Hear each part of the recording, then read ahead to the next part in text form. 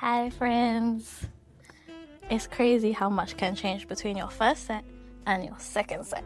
Let's get into it. When I stepped into that room, my heart was pounding, my set list wasn't prepared, and I didn't know if things were gonna go right. It was my first time playing live, my first time playing an hour set. My USB defo didn't have enough music, but the moment I pressed play, I had to just go with it. However, I had really good company, and that's what kept me going.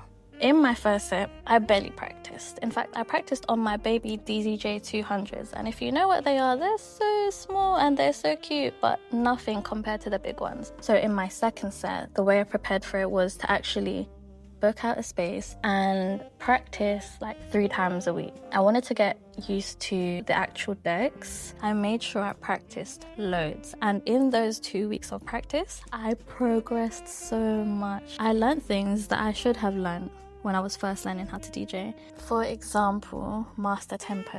I didn't know what master tempo was, and in my first ever set, because I didn't know, I was trying to change the tempos, and it was pitching as well. Like, everything was going wrong. My biggest lesson from this experience was actually getting out of my house and practicing with people. That is when I learned the most. I was so shy to practice with people before because I felt like I wasn't really ready to show my skills, and I was shy because, like, what if I made mistakes, or what if they judged me, or what if they didn't like my music? But the reality is, I just had to get in the room. There were loads of mistakes, but it was fine.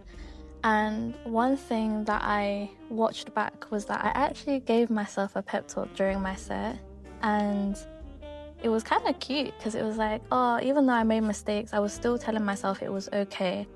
And the matter of the fact was, it was okay. I actually had so much fun despite the many mistakes. And I told you nothing was going to be perfect, but it was just going to be good enough for now.